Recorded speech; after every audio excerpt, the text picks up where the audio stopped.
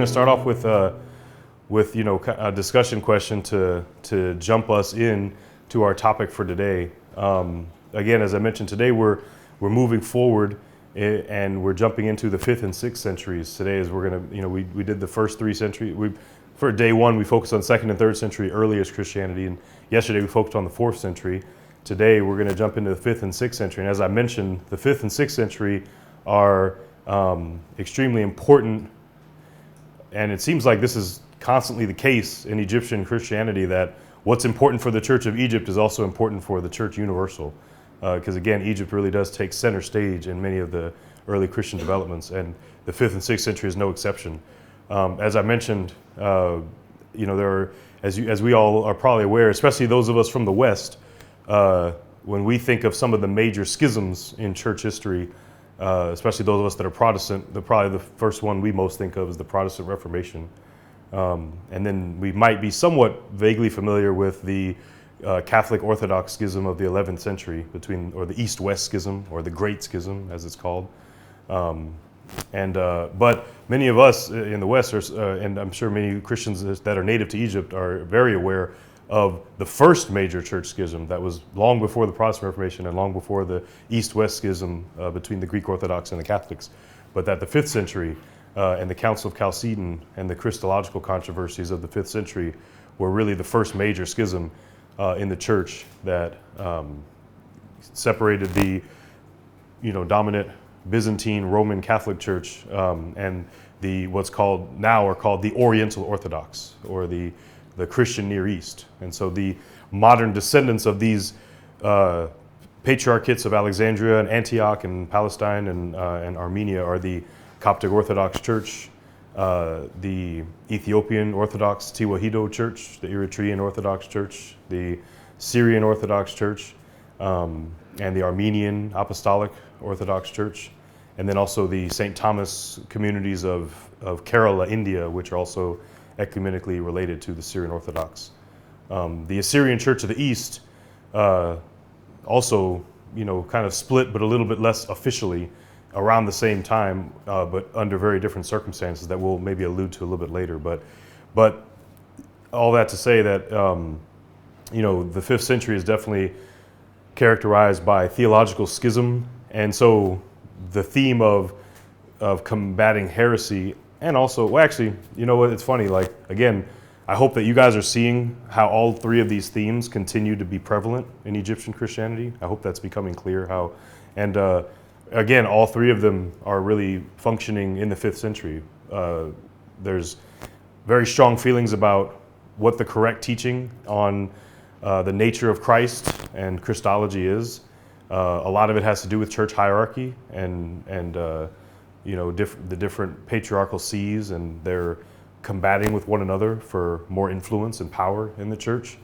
And then also the theme of persecution and martyrdom, especially for the Egyptian church. That's something that is, again, very unique, because the theme of martyrdom that had already been progressing in the early centuries under pagan persecution, and then in the 4th century with Athanasius being in exile, is going to continue. And a lot of the same hagiographical and martyrological tropes and characteristics of Egyptian Christian literature are going to continue, although now they're switching from pagan persecution to Byzantine Chalcedonian persecution, but the literature is very similar. So again, I wanted to start off with a kind of a open discussion question that we're going to continue to discuss throughout this afternoon. But the question I want to start off with today is, what is a heresy? How would you define a heresy?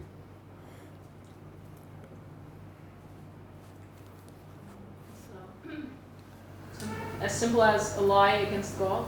If you lie about God, about the truth of God. Mm-hmm. Mm-hmm. So it's basically a lie. Mm-hmm. Okay. Yeah.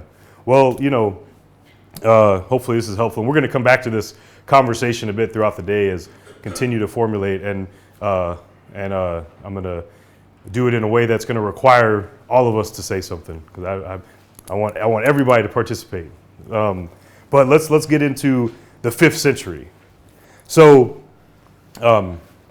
So let's start off with just kind of a broad historical overview of kind of the road to Chalcedon. Now, we left off yesterday kind of at the same time period in the beginning of the 5th century, talking about the rise of monasticism, and but also in the in the 4th century we talked a lot about, especially how the Egyptian church played center stage at a lot of the theological developments in the 4th century that had a lot to do again with Jesus, and that really is the theological question that I would say also does, going back to our practical conversation of how do we define a heresy. Well, I think another way of asking that question is the question that Jesus asked of his own disciples himself, and he said, "Who do you say that I am?" In the 4th century, again, by the Second Council of Constantinople, or the First Council of Constantinople, the Second Ecumenical Council, and from going forward, the majority church, again, Father Matias talked about something that goes against the majority, and this is something that the majority of Christians, vast majority, have agreed upon and believe that Jesus is God. He is God in the flesh, that he is homoousios to God the Father. But then in the 5th century, it brought up this continuing question around the person and nature of Christ, which is that if we can almost think of it as in the 4th century, the question was, is Jesus God? To which the church said yes.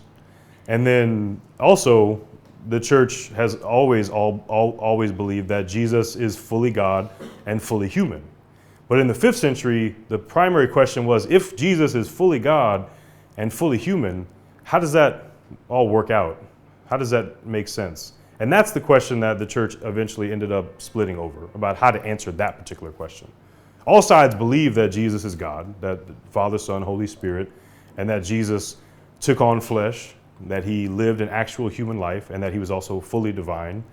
But how that humanity and how that divinity relate to one another, and how we describe it and define it, that's where the church ended up splitting over. So several events, again, throughout the 5th century, especially in the first half of the 5th century, was leading to, right in the exact middle of the 5th century, in 451, where this split happened.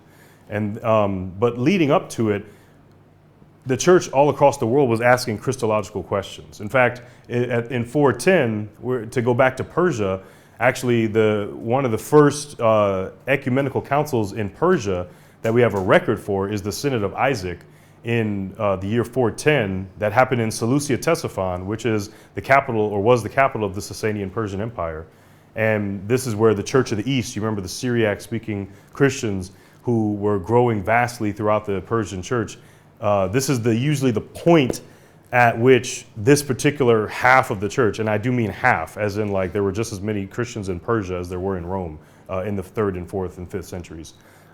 This is where this half of the church is, or this is where many historians think of this point being the official, not even necessarily break from the rest of the church. The Church of the East never really officially split like these other 3 splits that I mentioned. There was like kind of this official break, but it was more just like it was just developing so far away, geographically, politically, linguistically, so removed.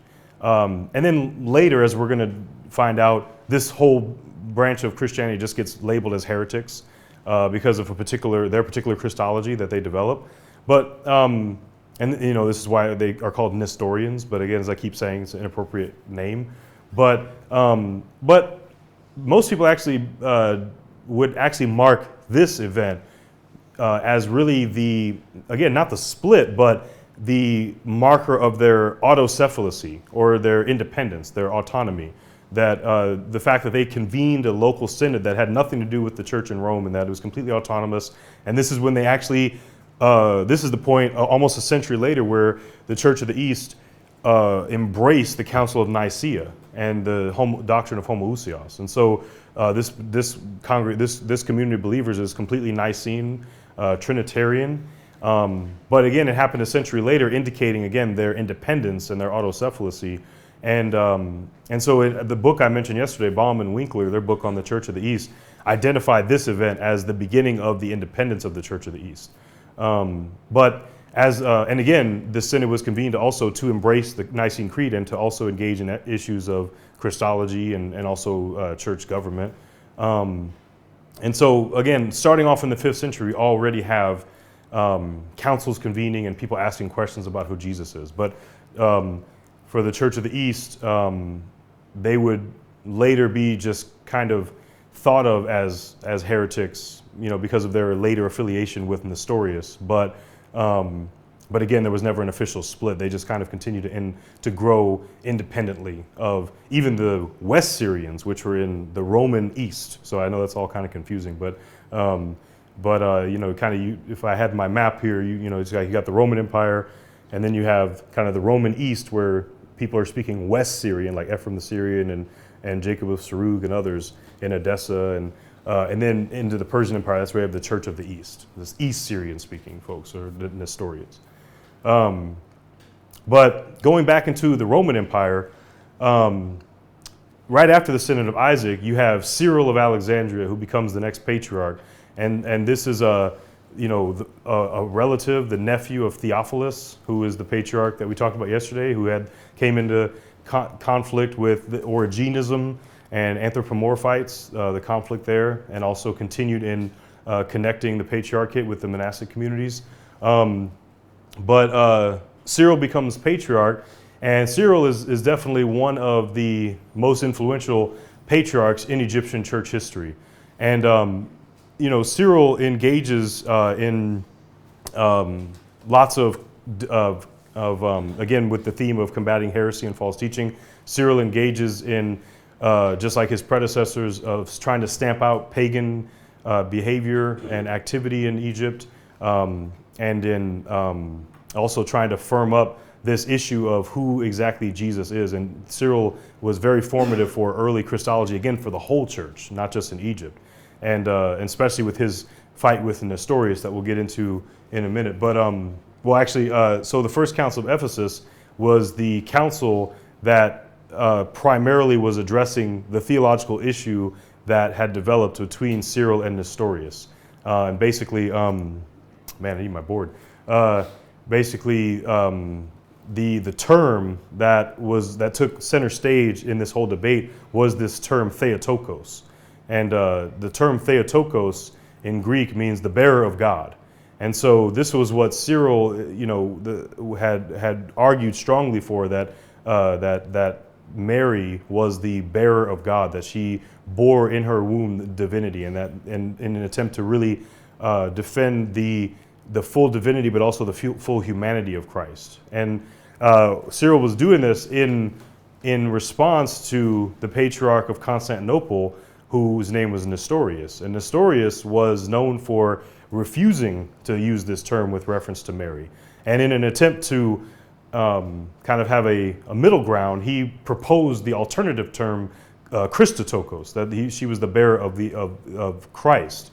And for just to give a little bit of kind of a summary of where these two particular patriarchs are coming from, for Cyril, and then for the majority of the church that ended up affirming Cyril's doctrine at the Council of Ephesus, the concern here was that to defend and to really support the united humanity and divinity of Christ, that the Jesus who walked the earth was actually God, but that God actually walked the earth, that he actually felt everything we felt, that he felt hunger and thirst and pain. And this is what Cyril felt Nestorius was betraying, was a sense of the full humanity of Christ. And then on the other hand, Nestorius, for his part, seemed to really be concerned with the idea that to speak of Mary as a bearer of God, for Nestorius it was confusing to conceive of how a fallen human being, how a corporeal being like Mary could give birth to divinity. And that, in his mind, he was trying to really defend the uniqueness of God and the oneness of God, and not conflate or mix the two. So the two of them were arguing with each other vehemently, and Cyril ended up calling the Council of Ephesus. Nestorius wasn't even there. The Patriarch of Antioch, John, wasn't even there. But Cyril convened the council and condemned, Nestorius. The council decided to condemn Nestorius, and so he was condemned as a heretic. And Nestorius actually ended up going into exile a little bit after the Council of Ephesus, and actually came to Egypt and lived in exile the rest of his life here in Egypt. And But again, Cyril's decision to exile Nestorius without, Nestorius being there, also without the Patriarch of Antioch being there, who was a supporter of Nestorius, this greatly angered John of Antioch, who ended up being extremely opposed to Cyril. And so in the years after Ephesus, there was a huge tension between the See of Alexandria and the See of Antioch.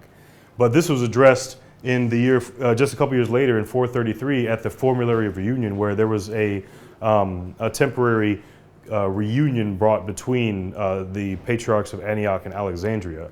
But another issue that kind of is, again, building on top of this issue of Christology and asking who Jesus is, emerged just a decade later in the late 440s, when a particular monk of Constantinople named Eutyches actually ended up in kind of following Cyril's doctrine of Jesus' humanity and his divinity being united in one nature.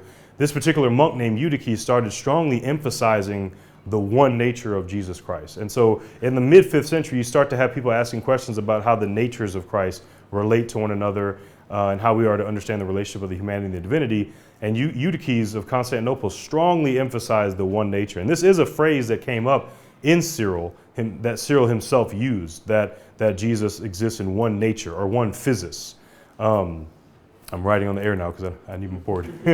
But this is something that Eutyches emphasized in a way that was a lot more strong than the way Cyril had emphasized it. Because again, Cyril was arguing against Nestorius, who was, arguing against, Mary being the bearer of God, the Theotokos. But for Eutyches, he was coming against this idea that was becoming popular, especially in Rome, of speaking of Jesus as existing in two natures, one person, but in two natures. And so his patriarch in Constantinople, as well as that of Rome, were strongly against this teaching that was becoming popular through Eutyches. And so while Eutyches' teaching on Jesus being one nature was strongly being put down in Constantinople and Rome, in Alexandria, the Patriarch of Alexandria, and this is now after the time of Cyril, Cyril's now gone anymore, but what Eutyches is doing is he's drawing upon the memory and the wording of Cyril. I just had some cereal, so that's what I'm thinking of. But after Cyril's successor, Dioscorus, actually ended up supporting Eutyches. And Dioscorus is now the Patriarch of Alexandria, and he's the one that is Patriarch during this very significant split. Dioscorus supports Eutyches, and and he also supports his understanding of Cyril's theology of Jesus existing in one nature.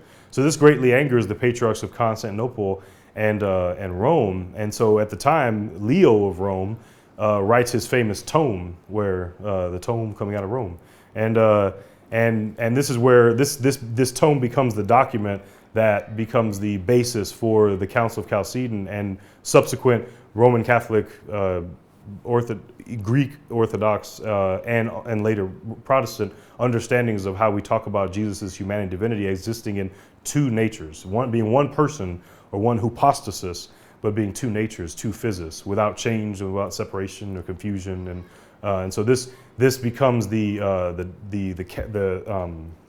Chalcedonian formula at the Council of Chalcedon in 451. Oh, I'm sorry, I should back up and say a little bit about the Second Council of Ephesus. So again, in some ways, the Council of Chalcedon was a response, was Leo's frustrated response to the Second Council of Ephesus, which is embraced as an ecumenical council in the Coptic Church, but in most other churches, especially Catholic or Eastern Orthodox, is not accepted as a ecumenical council. And actually, it's often referred to, or was in the 5th century, referred to by Leo as a latriconium, or a robber synod. He called it a synod of robbers, because Dioscorus was the primary presider over the Second Council of Ephesus, where he had embraced Eutyches in his teaching, and Dioscorus of Alexandria actually deposed Flavian, the Bishop of Rome. And so and there's even some reports that Flavian, people started fighting. So it's this kind of behavior that I think engenders in us a lot of times today, of this sensitivity around really debating theological issues. because is this, the Council of Ephesus broke out in fights. And well, you remember yesterday I mentioned at the Council of Ephesus, Shenouda punched Nestorius in the chest, apparently, knocked him out. But also at the Second Council of Ephesus in 449, some reports say that Flavian suffered injuries because of the fighting that happened there and ended up dying because of that later. But that's not really clear. But one thing is clear, that Dioscorus condemned Flavian as a heretic at 449 and supported the monk Eutyches and this one nature Christology. So 451 Chalcedon was in many ways a response to that was convened by the Roman Emperor Marcion, and Leo of Rome. His tome was embraced as, and the two nature theology was embraced as orthodox teaching. And Dioscorus was condemned as a heretic at 451 and also sent into exile in the Syrian region in a city called Gangra. So we before our lunch break, we just provided a quick overall historical overview of the first half of the 5th century, kind of the events leading us to Chalcedon. Wanted to jump into the specifics of the early 5th century a little bit more and talk a little bit more, especially about Cyril of Alexandria, who, as I said, in Egyptian church history is one of the most important figures. Now, Cyril, again, as I mentioned, he is the relative of Theophilus. He's his nephew. And in many ways, he literally has been considered by many Egyptian Christians as the new Theophilus. In fact, this is exactly what a 7th century church historian from Egypt called him. He called him a new Theophilus, and continued in many of his uncle's programs and especially, in many ways, both more on the positive side and also negatively. But in terms of establishing support with the monastic communities, just like Theophilus did when he had first was having the conflict with the monastic communities of Nitria and Scatus over the Origenist issue, and but then when he switched over to the anthropomorphite view, he ended up becoming more in line with the monastic communities. And in the same way, Cyril, in his fight against Nestorius, also shored up lots of support from the monastic communities. Also, both of them were very active in terms of fighting against paganism and enduring traditional religious practice. But as we mentioned, Cyril becomes patriarch in Alexandria in 412, and as as I was just mentioning here, these are the two central ways that Cyril follows in Theophilus's footsteps. One is that he also engages in tension between Alexandria and Constantinople. Now, in the time of Theophilus, as we mentioned, Theophilus was in conflict with the later, with the Origenist movement, and at first he was against the anthropomorphites, but then when the monastics, and according to the life of Apu, when Apu convinced him to switch sides over to being anthropomorphite and fighting against the Origenists, Theophilus's fight against the Origenists, and especially some monastic figures known as the Tall Brothers. There was 4 Tall Brothers who were also in Scatus, who were known for being Origenists, and Theophilus had tried to attack them. Apparently, Theophilus actually apparently had about 10,000 monks killed who were apparently Origenists. And in the case of the Tall Brothers, when he had tried to also persecute them for their Origenist beliefs, they fled to Constantinople under John Chrysostom. And John Chrysostom was also a patriarch who was very involved in the monastic life, and he was a supporter of the Tall Brothers. And then Theophilus used his support of them and basically accused John Chrysostom of supporting Origenism. And so because John Chrysostom already was having a very strained relationship with the Byzantine Empress Eudoxia, Theophilus kind of used that opportunity to have John Chrysostom condemned and exiled from his patriarchate in Constantinople. And so Alexandria and Constantinople were not really on good terms right at the beginning of the 5th century. And Cyril continued that through the combat between him and Nestorius that we talked a little bit about. And then also Cyril was, like Theophilus, was known for being very strongly against the persisting traditional Egyptian religion in Egypt, and he strongly opposed any pagan worship. And there's a couple of notable examples of Cyril and his anti-pagan program. And again, just like Theophilus, I forgot to mention it yesterday, but also Theophilus, one of the most famous events in his patriarchate was his destroying the temple of the Serapeum. And so he was known for doing that was kind of one of the pivotal and maybe representative examples of his fight against paganism. And in the same way, Cyril also was combating against paganism. And one event that is very popular, so popular actually there's a movie about it that I think one or two of us had brought up earlier. I said I was going to get back to. But there was a Neoplatonic philosopher in Alexandria named Hypatia. Yeah. And Hypatia was murdered by a Christian mob who, again, this whole event was a very kind of complex issue, and it kind of exemplifies not only Cyril and his combating against paganism, but also just kind of the overall landscape of Alexandria in the early and mid 5th century. Because there's actually kind of a conflict. This conflict kind of represents various sides of it. From what I understand, the conflict originally started between the governor, the civil governor of Alexandria, a person named Orestes. And are you guys okay without the board? Are you guys? Are we managing without it, or I think I was told that it might interfere with the video. So, are we okay without it, or you want to try to have it, or okay? Okay. So the civil governor named Orestes, he it actually originally started between him and the Jewish community of Alexandria, and his attempts at trying to repress local Jewish dancing festivals, but at that point, initially, Cyril and the Christian community and the Jewish community were for a moment together in opposing the civil governor, and then there was just a lot of unrest, and there was rioting going on in the streets between kind of the Christian and the Jewish and the governmental authorities of Alexandria. And oftentimes throughout history, Hypatia has kind of been represented as a person who's like a scapegoat, or kind of the martyr who gets caught in the middle of all of these different communities warring with each other.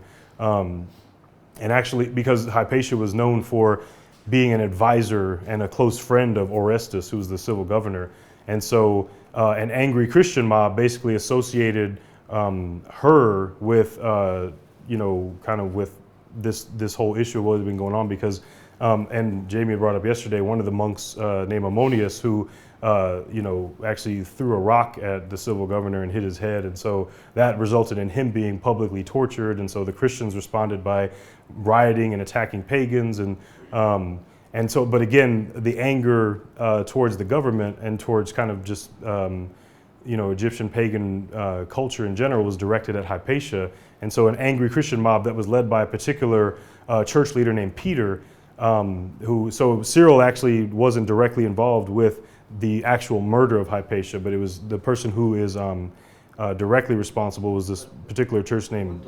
Oh, can you hold on just a second?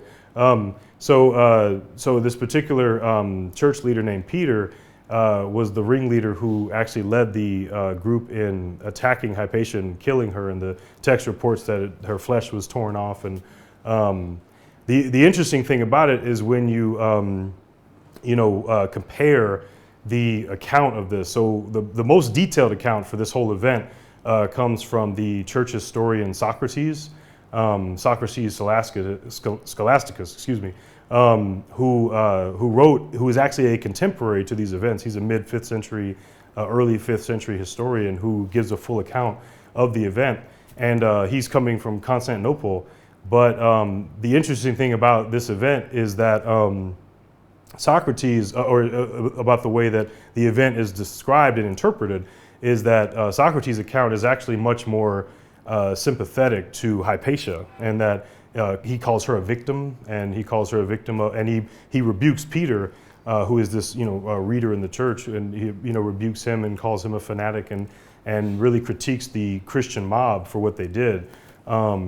Whereas the other main account for this event actually comes 2 centuries later from an Egyptian bishop and church historian named John of Nicaea. And we're going to talk a lot more about John of Nicaea tomorrow, because he's definitely a very important source for understanding the Arab Muslim conquest of Egypt. But in his church history, or his chronicle, John of Nicaea actually describes this event, even though he lives 200 years after the fact. But he has a very, almost completely opposite kind of depiction of the event, where he basically, again, blames Hypatia for her own murder, and kind of calls her a seductress, and kind of accuses her of causing trouble for the Christians and the Christian community, and then also kind of venerates Peter and venerates the angry Christian mob and supports what they did. And so it's very different kind of perspectives on this particular event. But again, it's kind of showing the kind of the differing ways of understanding emergent Christian violence. And this is an event that I mentioned yesterday when we were talking about Shenouda, and Shenouda's kind of violent attack at Gesius' house. And this is 5th century is a very important time for understanding the development of Christian religious violence and kind of the theological endorsing of violence. And the book I mentioned yesterday by Michael Gaddis, There Is No Crime for Those Who Have Christ, again, even that title comes from Shenouda's own words, defending his actions in terms of entering Gesius' house and destroying his gods. And then also, John of Nicaea represents, again, a more supportive view of the murder of Hypatia. But again, we compare that with Socrates, Scholasticus, who has a more critical view of it. So there's kind of a wide range of views towards kind of Christian endorsed violence. But again, it's, this is something that happens during Cyril's patriarchate. But again, neither account directly really links Cyril himself to this event, but more towards his overall conflict with Orestes and just the overall conflict between pagans and Christians in Alexandria. Another really good book that really gets into this whole issue of like Christians and pagans in Alexandria and violence is a book by Edward Watts called Riot in Alexandria. And he describes a separate event that he talks about this event with Hypatia and also with Shenouda, and Shenouda's kind of controversial violent uses of violence in his monastery. Even I didn't mention, but yesterday when we were talking about Shenouda, but another, while we're on the topic of Christians and violence in Egypt in the 5th century, another really significant event was when Shenouda actually, because again, part of the white monastery, the rules are, and part of the culture was corporeal punishment for not following through with any of the rules. And so oftentimes, there's mention of like the women having their feet tied and like struck on their feet for breaking the rules, or men would be whipped. And there's actually a famous example of Shenouda where he actually is whipping someone and ends up whipping them so much that he kills them. And then in one of his sermons, he basically, defends his killing the person and basically says that God wanted him dead because of his sinful behavior. And so anyway, this book, Riot in Alexandria, kind of gets into this whole dynamic of emergent Christian violence. But the other example in Cyril's case, again, of it overall just combating paganism and indigenous Egyptian worship is the Isis shrine that was at Manuthis. And Cyril is engaged heavily in trying to establish Orthodox Christianity and engaging with the Isis worship, which was very prominent in Egypt, especially in the 5th century. In fact, one interesting thing, again, for Phyllis, who was asking about kind of the just enduring legacy of traditional religion, and this probably would be an interesting kind of entry point for you being interested in that topic, because a lot of people have drawn parallels in scholarship, and one of our readings, Stephen Davis points this out, how the significance of Cyril and his Christology, and wanting really to, especially his insistence on affirming the Theotokos and affirming the full divinity of Christ, and that Mary gave birth to divinity, and really wanting to strongly affirm both the full humanity and the full divinity of Christ against Nestorius, who he felt was betraying the full humanity of Christ and the unity of those two things. A lot of people have argued that Cyril's insistence on this doctrine had a whole lot to do with the local culture of Egypt, and especially the Isis tradition of also Isis, kind of being, I forget who it is. Is he the son or the son of Serapis or Anubis? I can't remember the names, but there's a similar parallel there between Isis also being kind of a divine son born of a virgin. I think I can't remember. Isis is the mother and the Horus is or something. Thank you, Father. Yeah. So Isis and Horus, right? And so with the significance of this particular cult being so popular in Egypt, what some people have argued that Cyril's insistence on the relationship between the mother, Mary, and Jesus is in an attempt to establish a Christian doctrine that would be equally significant for Egyptians who were more used to the Isis and Horus cult. And then, as we went over earlier, the principal theological issue that occupied Cyril's patriarchate was the combating with Nestorius. Wanted to start back up a little bit by looking more at Cyril and Nestorius and kind of the differing theologies that they're presenting here. So, again, we with Nestorius, as often is the case with the people who are condemned as heretics, we don't have as much information. But there is a text that's attributed to Nestorius. I'm not sure how. I'm not as involved into the discussion of that in terms of its authenticity being really written by Nestorius. But the text named the Bazaar of Heraclides, which is claimed to be written by Nestorius. But this is some of Nestorius' words as they were recorded by Socrates Scholasticus, where he is defending this concept of the Christotokos. He says that God passed through from the virgin Christotokos, I am taught by the divine scripture. But that God was born from her, I have not been taught anywhere.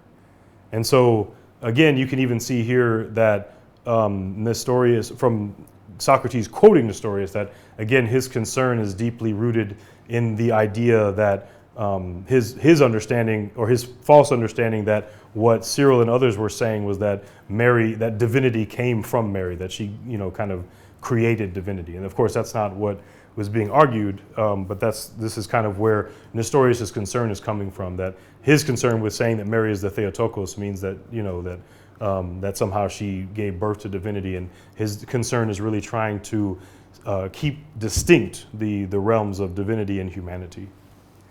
But this is as we mentioned before, this is the text of Cyril's 12 anathemas, and so this is one of his the more central texts regarding this whole controversy between Cyril and Nestorius. This is something that wasn't upheld, as Bishoy mentioned, at the Council of Chalcedon, but definitely was for the Egyptian church a very important document in terms of understanding Nestorianism. And so we can see from the text of these, he's saying, if anyone will not confess that the Emmanuel is very God, and that therefore the Holy Virgin is the mother of God, inasmuch as in the flesh she bore the Word of God made flesh, as it is written, the Word was made flesh, let him be anathema.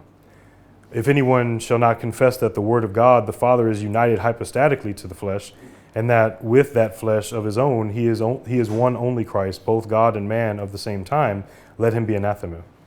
If anyone shall, after the hypostatic union, divide the hypostasis in the one Christ, joining them by that connection alone, which happens according to worthiness or even authority and power, and not rather by a coming together which is made by natural union, let him be anathema. And so this third one is an important one, and is likely one of the reasons why the 12 anathemas, even though the person and the writings of Cyril were accepted at the Council of Chalcedon, this anathema in particular is probably one of the reasons why these 12 anathemas weren't embraced at the Council of Chalcedon, because from the perspective of Dioscorus and other later Egyptian patriarchs and theologians, one of the reasons that they were so against the definition of Chalcedon was because of Cyril's words, like right here, where he's saying that it's anathema to anyone to, after the hypostatic union, to divide the hypostasis in the one Christ. Now, the Council of Chalcedon is careful to say that Christ is in one hypostasis, and that they're saying he's in two physis. But again, here in other places, Cyril does use the term miaphysis, one nature. And so miaphysite is often the term that not only the Coptic Church, but also other Oriental Orthodox churches, Ethiopian, Syrian, Armenian, will use to describe themselves. Now, after the Council of Chalcedon, you have this term monophysite that comes up, like one nature. But this isn't, the term that most Oriental Orthodox use for themselves, but it's usually the term that was created by their opponents. And in the same way, many, but again, nowadays especially, the term miaphysite, from many people's understanding, it has the understanding that that Christ is in one united nature. That as Father Matthias was talking about earlier, that after the hypostatic union, Jesus exists in a united nature, but it's made up of the humanity and the divinity. Because again, the opponents believed that the monophysites, as they called them, only believed in one nature, and that they didn't really believe that Jesus was actually human, but only divine. But of course, this isn't what the Coptic Church or any of the Oriental Orthodox believe. They believe that Jesus is human and divine, but that after the union, they're united in one nature. And so from the perspective of the Miaphysites, their term that they gave to the Chalcedonians was diphysite, so like two natures. And again, this isn't what Chalcedonians called themselves, but this is what their opponents called them. So it's usually better to stay away from the terms monophysite and diaphysite. And it's usually better to talk about people as being Chalcedonian, believing in two natures. They're being Chalcedonian. And then on the other side, you can use the term anti-Chalcedonian, which a lot of people use, but I think this term is a little problematic in the sense that, and David Johnson and Volker Menza in their books on Miaphysitism point this out, that that's not as helpful, because number one, it's a group is being defined primarily by what they're against, which is not really how they understand themselves. And second of all, anti-Chalcedonian embodies a lot of different people, because there were a lot of people who were against Chalcedon who were not all on the same page. We talked earlier about Eutychians, and again, there's Eutyches, but then there's this group Eutychians, and it's not exactly clear what the relationship is between these two people. But in any event, there is a constant reference to a group called Eutychians in Egyptian church history for the next few centuries. And they are also anti-Chalcedonian, but they're not in the same page with the Miaphysites. And so the problem with Miaphysites, though, is it's more of a modern term. It doesn't really come up all that much in the ancient literature, but in more modern ecumenical relations. In fact, I think going back to the author of the Church of the East book, Dietmar Winkler, wrote an article in the Harp, and it was in the 90s, and that's when he kind of proposes the use of the term Miaphysite. So he's a strong proponent of the use of the term for ecumenical purposes. So I tend to fluctuate between the two, but I try to stay away from monophysite, me personally. But again, this is just kind of some of the examples that we don't have to read them all. But he says in number 5, if anyone shall dare to say that the Christ is a Theophorus, that is God bearing man, and not rather that he is very God, as an only Son through nature, because the Word was made flesh, and hath a share in the flesh and blood as we do, let him be anathema. And so number 8, really getting more at Nestorius, if anyone shall dare to say that the assumed man ought to be worshipped together with God, the Word, and glorified together with him, and recognized together with him as God, and yet as two different things, the one with the other, for this together with is added, i.e. by the Nestorians, to convey this meaning, and shall not rather with one adoration worship the Emmanuel, and pay to him one glorification, as it is written, the Word was made flesh, let him be anathema. And so, I'll just read the last one here. We don't have to read all of them. But he says, whoever shall not recognize that the Word of God suffered in the flesh, that he was crucified in the flesh, and that likewise in that same flesh he tasted death, and that he is become the first begotten of the dead, for as he is God, he is the life, and it is he that giveth life, let him be anathema.